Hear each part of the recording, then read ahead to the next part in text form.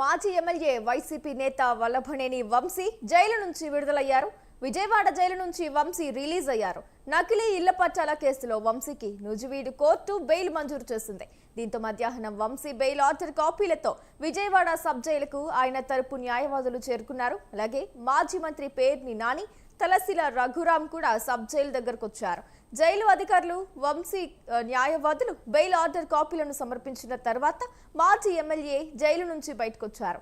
కాగా వివిధ కేసుల్లో దాదాపు 137 రోజులుగా వంశీ జైలులో ఉన్నారు. అయితే అంశానికి సంబంధించిన పూర్తి సమాచారం మా కరెస్పాండెంట్ సంతోష్ ఫోన్ ద్వారా అందిస్తారు. చెప్పండి సంతోష్.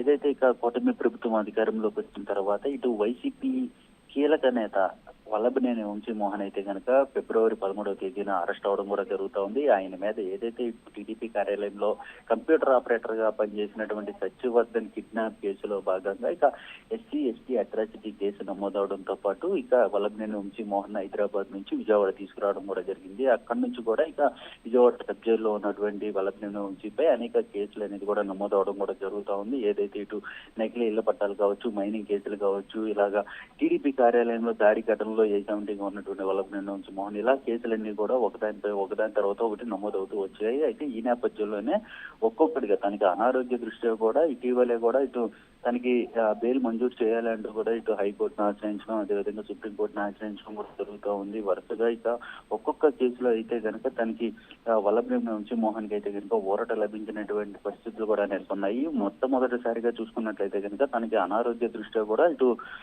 బెయిల్ మంజూరు చేయాలంటూ కోరినటువంటి వల్లభనేని వంశీమోహన్ తరపు న్యాయవాది ఇటు చికిత్స నిమిత్తం కూడా ఒక ప్రైవేట్ హాస్పిటల్లో చికిత్స తీసుకోవడం, అనంతరం కూడా ఇక చికిత్స అనంతరం సబ్ జైలుకి వెళ్ళడం, ఆ తర్వాత ఒకదాని తర్వాత ఒక్కొక్క కేసులో అయితే కనుక ఇటు ఊరట లభించినటువంటి పరిస్థితులు. తాజాగా చూసుకున్నట్లయితే కనుక నూజివీడు కోర్టులో సైతం నకిలీ ఇళ్ల పట్టాలకు సంబంధించినటువంటి కేసులో భాగంగా బెయిల్ ఇవ్వడం కూడా జరుగుతూ ఉంది. దీన్ని సవాల్ చేస్తూ కూడా ఇటు సుప్రీంకోర్టు మైనింగ్ కేసుకు సంబంధించినటువంటి సుప్రీంకోర్టుకు కూడా ఇటు వెళ్ళడం కూడా జరుగుతోంది బెయిల్ రద్దు చేయాలని. అయినప్పటికీ కూడా ఇటు సుప్రీంకోర్టులో ఇటు వల్లభనేని వంశీమోహన్ కి ఊరట లభించినటువంటి పరిస్థితులు కూడా నెలకొన్నాయని కూడా తెలుస్తోంది. మొత్తంగా చూసుకున్నట్లయితే కనుక ఈ యొక్క వల్లభనేని వంశీమోహన్ కేసులో అయితే కనుక అన్ని కేసుల్లో ఊరట లభించడంతో ఎట్టకేలకి ఈ రోజు గంట క్రితం అయితే కనుక ఇటు విజయవాడ సబ్ జైలు నుంచి అయితే బయటికి రావడం కూడా జరుగుతూ ఉంది. అయితే విజయవాడ సబ్ జైలు అయితే ఇటు వల్లభనేని వంశీమోహన్ కి అయితే కనుక ఇటు కార్యకర్తలు కావచ్చు, అదేవిధంగా వైసీపీ కీలకమైనటువంటి నాయకులు సైతం కూడా అక్కడ ఉండడం కూడా జరుగుతూ ఉంది. ఏదైతే ఇటు తలశీల రఘురాంతో పాటు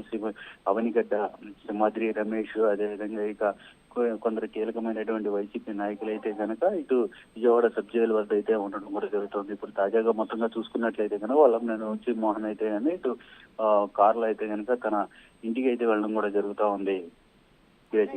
రైట్ సంతోష్, థ్యాంక్ యూ.